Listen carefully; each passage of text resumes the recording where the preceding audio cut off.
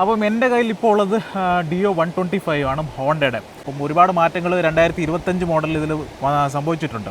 അപ്പോൾ അതിൽ മെയിനായിട്ട് പറയാനുള്ളത് ഈ കാണുന്ന TFT ഡിസ്പ്ലേ ആണ്. അപ്പം ഈ ഒരു 125cc തന്നെ 2 വേരിയൻ്റാണ് വരുന്നത്. അതിൽ ഒന്നാമത്തെ വേരിയൻ്റാണ് DLX, രണ്ടാമത്തത് H Smart ആണ്. അപ്പോൾ ഈ ഒരു വേരിയൻറ്റിലെ പ്രൈസ് ഡിഫറൻസ് എന്ന് പറയുന്ന നേരത്തെ ഏകദേശം ഒരു 10-14,000 ഉണ്ട്. എക്സാക്ട് ഫിഗർ എത്രയാണെന്ന് അറിയത്തില്ല. അതിൽ ബ്ലൂടൂത്ത് കണക്ടിവിറ്റി ഉണ്ട്, സെൽഫ് സ്റ്റാർട്ട് മാത്രമേ ഉള്ളൂ, കിക്ക് വരത്തില്ല.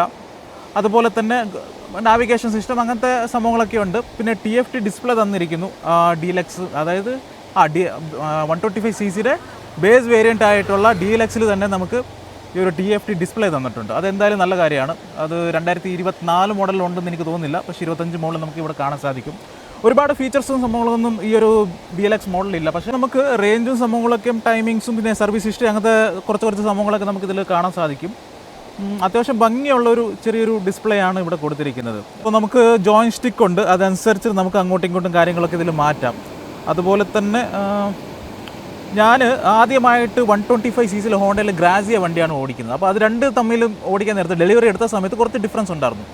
ഒരു സ്മൂത്ത്നെസ്, ഹോണ്ട എന്ന് പറയാൻ നമുക്ക് അറിയാം കുറച്ച് എന്താ പറയുക റിഫൈൻഡ് ആയിട്ടുള്ള എഞ്ചിനാണ്. അപ്പോൾ ഇതിൽ ഏകദേശം 6 കളർ വേരിയൻ്റാണ് വരുന്നത്.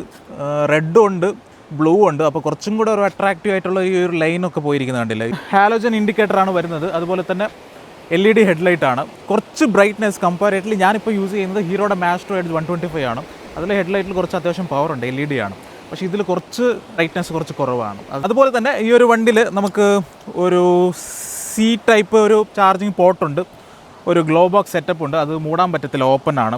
ഗ്രാസിയയിൽ പക്ഷേ അത് നമുക്ക് ക്ലോസ് ചെയ്യാൻ സാധിക്കുമായിരുന്നു. പക്ഷേ ഈ ഒരു ഗ്രാസിയ 125 എന്ന് പറയുന്നത് കുറച്ച് ബെറ്റർ ആയിട്ടുള്ള ഒരു വണ്ടിയാണ്. ഞാൻ ഓടിച്ച ഒരു എക്സ്പീരിയൻസ് ഗ്രാസിയയിൽ ഞാൻ ഒരു ദിവസം ഏകദേശം 514 കിലോമീറ്റർ ഒറ്റൊരു വൺ ഡേയിൽ ഞാൻ കവർ ചെയ്തിട്ടുണ്ട്. അപ്പോൾ എനിക്കതൊരു അത്യാവശ്യം നല്ലൊരു എന്താ പറയുക ഒരു കംഫർട്ടും റിഫൈൻഡ് ആണ് ആ ഒരു വണ്ടിയിൽ എനിക്ക് കാണാൻ സാധിച്ചത്.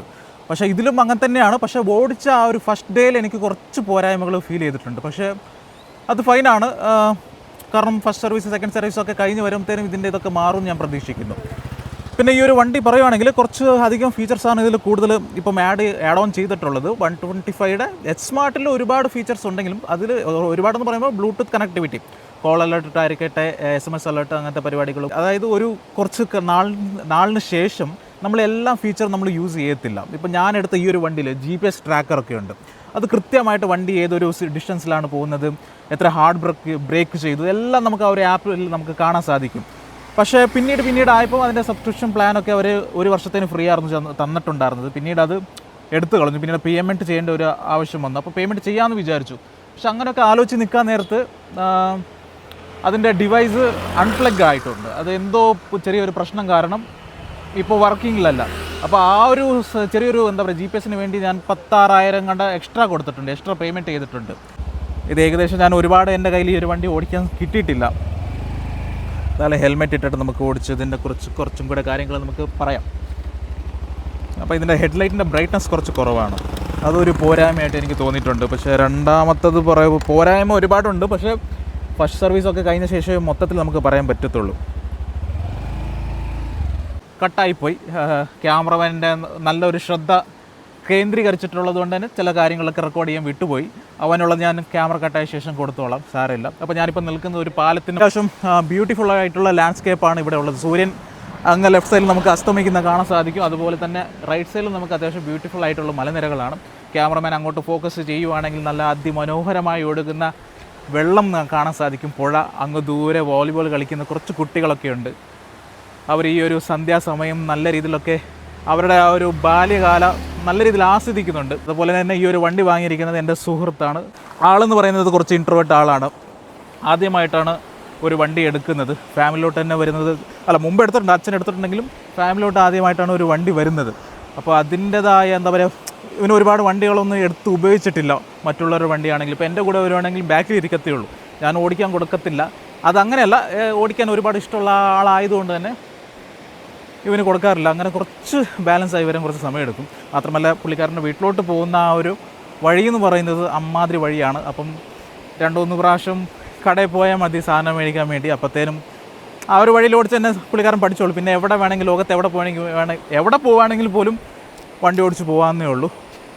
അപ്പോൾ ബൈ ദ ബൈ ഇന്നലെ ഞാൻ കൺഗ്രാസ് പറയാൻ വിട്ടുപോയി. അപ്പോൾ ഇനി വലിയ വലിയ വണ്ടികളായിക്കോട്ടെ.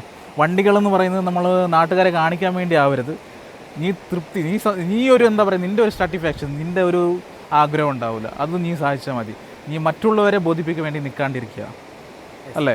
ഓക്കെ, താങ്കൾക്ക് മുന്നോട്ട് ആവശ്യമുണ്ടെങ്കിൽ കാറുകൾ എന്താണോ അത് മേടിച്ചാൽ മതി, നല്ല അല്ലേ? സോ അതാണ് പറയാനുള്ളത്. സോ നിങ്ങൾക്ക് താല്പര്യം, നിങ്ങളുടെ ഒരു കംഫർട്ട് സോണിൽ നിന്ന്, അതായത് നിങ്ങളുടെ കംഫർട്ട് എന്താണ് ഒരു വണ്ടി ഓടിക്കാൻ നേരത്ത്, അതിനാവശ്യമുള്ള കാര്യങ്ങൾ മാത്രം ശ്രദ്ധിച്ചാൽ മതി.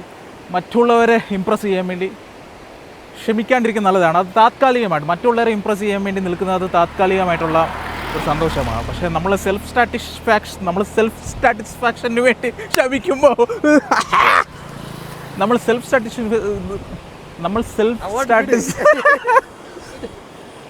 സെൽഫ് സാറ്റിസ്ഫാക്ഷന് വേണ്ടി നോക്കുന്ന കാര്യങ്ങളൊക്കെ നമ്മുടെ ജീവിതത്തിൽ എന്താ പറയുക, ജീവിതകാലം മൊത്തം ഉണ്ടാവുമെന്ന് പ്രതീക്ഷിക്കുന്നു. അപ്പോൾ നമുക്ക് വണ്ടി ഓടിച്ചിട്ട് കുറച്ച് കാര്യങ്ങൾ സംസാരിക്കാൻ കൊണ്ട് ക്യാമറാമാനെ ഞാൻ വെച്ചിട്ടുണ്ട്. ഒരുപാട് കാര്യങ്ങൾ റെക്കോർഡ് ചെയ്യാൻ വേണ്ടി വിട്ടുപോയി. അപ്പോൾ നിങ്ങൾ പോയിട്ട് നിസ്കരിച്ചിട്ടൊക്കെ വാ. ഓക്കെ, അപ്പോൾ നമ്മൾ ഇവിടെ വെയിറ്റ് ചെയ്യുക. അപ്പോൾ നമ്മുടെ വണ്ടി, ഇതെൻ്റെ വണ്ടിയാണ്, അത് അവൻ്റെ പുതിയ വണ്ടി. 2 പാലത്തിന് മുകളിലാണ് നിൽക്കുന്നത്. ഇവിടെ നിർത്താൻ പാടില്ല, പാലത്തിന് മുകളിൽ അത്യാവശ്യം വലിയൊരു പാലമാണ്. വലിയ രീതിയിൽ തിരക്കൊന്നും നമുക്ക് കാണാൻ സാധിക്കുന്നില്ല. അങ്ങ് ദൂരെ അതിമനോഹരമായ ഫ്രെയിമിൽ സൂര്യൻ അസ്തമിച്ചുകൊണ്ടിരിക്കുന്നത് നമുക്ക് കാണാൻ സാധിക്കും. അത്യാവശ്യം വലിയ രീതിയിൽ കുഴിയൊന്നും ഇല്ലെങ്കിലും നല്ല ബ്യൂട്ടിഫുള്ളായിട്ടുള്ള ഫ്രെയിം അല്ലേ. ആ ഒരു പച്ചപ്പ് നിറഞ്ഞ മലനിരകളൊക്കെ നമുക്ക് അങ്ങ് ദൂരെ കാണാൻ സാധിക്കും. അപ്പം നമുക്ക് വണ്ടി ഓടിച്ചിട്ട് ബാക്കി കാര്യങ്ങൾ സംസാരിക്കാം. ഓൺ ചെയ്യുമ്പോൾ തന്നെ ഹോണ്ട എന്നുള്ള ഒരു ഇതാണ് കാണുന്നത്. ഇപ്പോൾ കുറച്ച് ബ്രൈറ്റാണ് നിൽക്കുന്നത്. നൈറ്റായി പിന്നെ ഓട്ടോമാറ്റിക്കായിട്ട് ഡാർക്ക് മുകളിലോട്ട് പോകും. വെട്ടത്തിൻ്റെ ആ ഒരു ഇത് കുറേ നേരത്തെ ഏകദേശം 98 കിലോമീറ്ററാണ് ഇതുവരെ വണ്ടി ഓടിയിട്ടുള്ളൂ. സമയം 5:57, ലൈറ്റ് പോയിക്കൊണ്ടിരിക്കുന്നു. നമുക്കൊന്ന് സ്റ്റാർട്ട് ചെയ്യാം. ജസ്റ്റ് സ്മൂത്ത് സ്റ്റാർട്ടിംഗ് ആണ് ഇതിൻ്റെ. ഓക്കെ, വണ്ടി സ്റ്റാർട്ടായിരിക്കുന്നു. അതിനുശേഷം ഇത് ഓട്ടോ എന്താ പറയുക, ഓഫ് ഓപ്ഷനുണ്ട്. വണ്ടി നിർത്തിയിട്ട് കഴിഞ്ഞാൽ ഓട്ടോമാറ്റിക് തന്നെ ഹൈഡ്ലിങ്ങിൽ ഓഫ് ആവും. അത് സ്റ്റാർട്ടാക്കിയ ശേഷം പിന്നീട് വേണ്ടെങ്കിൽ നമുക്ക് ഓഫ് ചെയ്യാം. ഇതിൽ തന്നെ ഉള്ളത്, സെപ്പറേറ്റ് ആയിട്ടില്ല സ്വിച്ചസ്. അപ്പോൾ നമുക്ക് ബാക്കിൽ വണ്ടികൾ വരുന്നുണ്ടോ എന്ന് നോക്കാം. ഓക്കെ, ഇൻഡിക്കേറ്റർ ഇട്ട് വണ്ടി എടുത്തേക്കാം. വരത്തില്ലേ? ഓക്കെ. സോ ഇന്നലെ ഓടിക്കുന്നേക്കാളും ഇന്നത്തേനും ഒന്ന് നോക്കുവാണെങ്കിൽ കുറച്ച് ഡിഫറൻസ് ഒക്കെ ഉണ്ട്. കൃത്യമായിട്ടുള്ള ഒരു ഓയിൽ സർക്കുലേഷനൊക്കെ ആയി വരാണ്ടേ, അതിൻ്റെ ഒരു സമയതാമസം കൊണ്ടായിരിക്കും കുറച്ച് ഒരു റിഫൈൻനെസ്, കുറച്ച് റഫായിട്ട് ഫീൽ ചെയ്തത്. അത്ര റിഫൈൻഡ് ആയിട്ട് എനിക്ക് ഫീൽ ചെയ്തിട്ടില്ല. ഇപ്പോൾ കണ്ടില്ലേ, നൈറ്റ് ആയതുകൊണ്ട് ഓട്ടോമാറ്റിക്കലി ഡാർക്ക് മോഡിലോട്ട് പോയിരിക്കുന്നു. ആ ഒരു വൈറ്റ് ആയിട്ടുള്ള ഇത് പോയി. കുറച്ച് മരങ്ങളുടെ നടുവേ വന്നപ്പം ഇപ്പോൾ വീണ്ടും തെളിഞ്ഞു വന്നിരിക്കുന്നു. സോ ഇത് നല്ലൊരു ഫീച്ചറാണ് ഈ ഒരു ചെറിയൊരു സെഗ്മെൻറ്റിൽ തന്നെ. അതും ബേസ് ഇതായിട്ടുള്ള DLXൽ കൊടുത്തിട്ടുണ്ട്. എച്ച് സ്മാർട്ടിൽ എന്താ പറയുക, കൂടുതൽ കാശ് കൊടുക്കുന്നതിൽ അതിൻ്റെതായ ബെനിഫിറ്റ് ഉണ്ട്. അത്യാവശ്യം കുഴപ്പമില്ല. എല്ലാം സെറ്റപ്പ് ഇതിൽ ഒതുക്കി വെച്ചിട്ടുണ്ട്. കുറച്ച് ഒന്ന് ത്രോട്ടിൽ കൊടുത്ത് നോക്കാം, എങ്ങനെ ഇതിൻ്റെ ഇത് നോക്കാമല്ലോ. ബ്രേക്കിംഗ് ഫ്രണ്ടിൽ ഡിസ്ക് ബ്രേക്കാണ് വരുന്നത്. ബേസ് വേരിയൻ്റ് ആയതുകൊണ്ട് അതൊന്നും കുറച്ചിട്ടില്ല. ഫ്രണ്ടിൽ ഡിസ്ക് തന്നെ വരുന്നുണ്ട്. അത്യാവശ്യം നല്ലൊരു ബ്രേക്കിംഗ് ആണ് ഉള്ളത്. കോർണറിംഗ് ഒക്കെ നമുക്ക് നല്ല രീതിയിൽ ചെയ്യാൻ പറ്റുന്നുണ്ട്. പിന്നെ ഇതിൻ്റെ മാക്സിമം സ്പീഡ് ഈ ഒരു റോട്ടിൽ എടുക്കാൻ സാധിക്കുമെന്ന് എനിക്ക് തോന്നുന്നില്ല. പിന്നെ നമ്പർ പ്ലേറ്റ് വെക്കാത്തൊരു വണ്ടിയാണ്. ഇൻഷുറൻസ് ഒക്കെ പ്രോപ്പറായിട്ട് ആയി വന്നിട്ടില്ല. അതുകൊണ്ട് ഒരുപാട് സ്പീഡ് എടുക്കാനും കുറച്ചൊരു പേടിയുണ്ട്.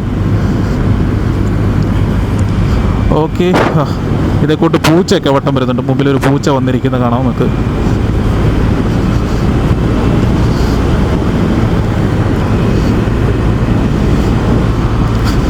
കുഴപ്പമില്ല, അത്യാവശ്യം നല്ല രീതിയിലുള്ള ഒരു കൺട്രോൾ നമുക്ക് ഈ ഒരു വണ്ടിയിൽ ചെയ്യാൻ പറ്റും എന്നുള്ളൊരു കോൺഫിഡൻസ് ഉണ്ട്. ഇപ്പോൾ ഡാർക്ക് ഇതിലോട്ട് പോയി ഇതിൻ്റെ ഒരു TFT ഡിസ്പ്ലേ നമുക്ക് കാണാം. ഇപ്പോൾ വീണ്ടും വൈറ്റായി. എന്നാലും നല്ലതാണ്, കാരണം ഞാൻ മാസ്റ്റർ എടുത്ത് 125 ആണ് യൂസ് ചെയ്യുന്നത്. ആ വണ്ടിയിലെന്ന് പറയുന്നത് ഒടുക്കത്തെ ഒരു ബ്രൈറ്റാണ്. അത് കണ്ണിലടിക്കുമ്പോൾ തന്നെ ഒരു എന്താ പറയുക, കൃത്യമായിട്ടുള്ള റോഡ് ഫോക്കസ് ആവത്തില്ല നൈറ്റ് സമയത്ത്. അത് വെച്ച് നോക്കുന്നത് ഇത് ബെറ്ററാണ്, ഈ ഒരു ഇങ്ങനെ ഒരു ഓപ്ഷൻ ഉള്ളത്. ബ്രേക്കിംഗ് നമുക്കൊന്ന് ചെയ്ത് നോക്കാം. ബാക്കിൽ വണ്ടിയൊന്നുമില്ല. അത്യാവശ്യം നല്ലൊരു ബ്രേക്കിംഗ് ആണ്. കമ്പൈൻഡ് ബ്രേക്കിംഗ് സിസ്റ്റമാണ് വരുന്നത് ഇതിൽ. നമ്മളെപ്പോഴും ഇത് കൂട്ട് CVT ഗിയർ ബോക്സ് ഉള്ള ബെൽറ്റ് ഡ്രൈവ് ഉള്ള വണ്ടികൾ ഓടിക്കാൻ നേരത്ത് ആക്സിലേഷൻ സഡൻ ആയിട്ട് നമ്മൾ ഗിയർ ഷിഫ്റ്റ് ചെയ്യുന്ന കൂട്ട് ചെയ്തു പോകാൻ പാടില്ല. സ്ലോലി വേണം റൈസ് ചെയ്ത് പോകാൻ. ഇല്ലെങ്കിൽ ബെൽറ്റൊക്കെ നമുക്ക് ലോങ് റൈഡൊക്കെ പോകാൻ നേരത്ത്, ഇല്ലെങ്കിൽ വീട്ടിൽ നിന്ന് ഇറങ്ങിയ ശേഷമാണെങ്കിലും റോട്ടിൽ വഴിയുടെ നടക്ക് നിൽക്കേണ്ടി വരും. അപ്പോൾ എപ്പോഴും ഒരു പേഷ്യൻസോടെ നമുക്ക് ചെയ്താൽ മതി. ഓവർടേക്കൊക്കെ സിംഗിളിൽ ചെയ്യാം, ബാക്കിൽ ലോഡ് വീഴുന്ന നേരത്ത് കുറച്ച് പ്രശ്നം ഉണ്ടാവും. ഇതിപ്പം 100 കിലോമീറ്റർ ഇപ്പോഴാണ് ആയത്, എൻ്റെ കയ്യിൽ വെച്ചാണ് ആയത്. 102 കിലോമീറ്റർ ആയിട്ടുള്ളൂ. ഫസ്റ്റ് സർവീസൊക്കെ കഴിയണം. ഇതിനെക്കുറിച്ച് എന്താ പറയുക പറയാൻ വേണ്ടി. പിന്നെ പ്രത്യേകിച്ച് എന്താ പറയുക പറയാനില്ല, അറിയാം ദി ബെസ്റ്റാണ് സ്കൂട്ടർ സെഗ്മെൻറ്റിൽ ഹോണ്ടയുടെ വണ്ടികളാണ് ദി ബെസ്റ്റ്. എനിക്ക് എൻ്റെ ഒരു അഭിപ്രായമാണ്, എൻ്റെ ഒരു എക്സ്പീരിയൻസ് ആണ് ഓടിച്ചിട്ടുള്ള. ഞാനിപ്പം യൂസ് ചെയ്യുന്നത് അറിയാലോ, ഹീറോയുടെ ആ ഒരു സ്കൂട്ടറാണ്. അപ്പം അതിൽ ഒരുപാട് പോരായ്മകളുണ്ട്. കയറ്റമൊക്കെ കയറാൻ കുറച്ച് ബുദ്ധിമുട്ടാണ്. കൊടൈക്കനാൽ പോയ ട്രിപ്പ്, പിന്നെ ഊട്ടിയിലെ ആ ഒരു കല്ലാട്ടി ചുരമൊക്കെ കയറാൻ നേരത്ത് ബാക്കിലുള്ള പില്ലേനെ ഞാൻ ഇറക്കിയിട്ടാണ് ആ ഒരു കയറ്റമൊക്കെ കയറിയിട്ടുള്ളത്. അപ്പോൾ അത് എന്താ പറയുക, കുറച്ച് കയറ്റം കയറണമൊക്കെ ആ ഒരു വണ്ടി ബുദ്ധിമുട്ടാണ്. പക്ഷേ ഈ വണ്ടിയിൽ അങ്ങനെ ഒരു പ്രശ്നമില്ല. എൻ്റെ ചെറിയൊരു പ്രശ്നം ഇതിൽ കുറച്ച് കുറവാണെന്ന് തോന്നുന്നു. എനിക്ക് മാസ്ട്രോയിൽ കുറച്ചൊരു ഇഷ്യൂസ് ഉണ്ട്, പക്ഷേ ഇതിൽ കൂടുതൽ തൈ സപ്പോർട്ട് എനിക്ക് കിട്ടുന്നതായിട്ടാണ് ഫീൽ ആവുന്നത് എൻ്റെ ഹൈറ്റ് വെച്ച് നോക്കാൻ നേരത്ത്. എന്തായാലും അവൻ്റെ ഹൈറ്റിൽ ഇത് 100% കംഫർട്ടായിരിക്കും. അല്ലെങ്കിൽ നമ്മൾ തന്നെ ഒരു ലോൺ നമ്മൾ സ്വന്തമായിട്ട് ചെയ്തിട്ട് പിന്നീട് അങ്ങോട്ട് ഇത് മാറ്റിയാൽ മതി, ഷോറൂമായിട്ട് ഇതാക്കിയാൽ മതി. ഷോറൂമിൽ പോയിട്ട് ആ ഒരു ഫിനാൻഷ്യൽ റിസ്ക് അവിടെ ഉണ്ടാവില്ല. അവിടെ നിന്ന് നമ്മൾ ലോൺ എടുക്കാൻ നേരത്ത് പ്രോസസ്സിങ് ഫീസ് അത് ഇതൊക്കെ പറഞ്ഞിട്ട് ഇവരൊരു ഫിഗർ പറയും. അതിന് കൃത്യമായിട്ടുള്ളൊരു ബ്രേക്കപ്പും സംഭവങ്ങളൊക്കെ ഒന്നും ഉണ്ടാവത്തില്ല. പിന്നെ നമ്മൾ നിവൃത്തികേടുണ്ട്, ഇത്ര ദൂരം വന്നതല്ലേ, ഇത്ര മെനക്കെട്ടല്ലേ എന്ന് പറഞ്ഞ് അവസാനം പോട്ടെ എന്ന് പറഞ്ഞ് പോകും. പക്ഷേ നമ്മൾ കഷ്ടപ്പെട്ട് സമ്പാദിച്ച ആ ഒരു പൈസ വെറുതെ അവർക്ക് എന്തിനാണ് കൊടുക്കേണ്ടത്? കൊടുക്കേണ്ട ആവശ്യമില്ലല്ലോ. അപ്പോൾ ലോൺ എടുക്കാൻ നേരത്ത് നിങ്ങൾ അങ്ങനത്തെ കാര്യങ്ങളൊക്കെ ശ്രദ്ധിക്കണം. ഇവിടെ റൈറ്റിലോട്ടൊന്ന് മാറ്റി നിർത്തിയേക്കാം.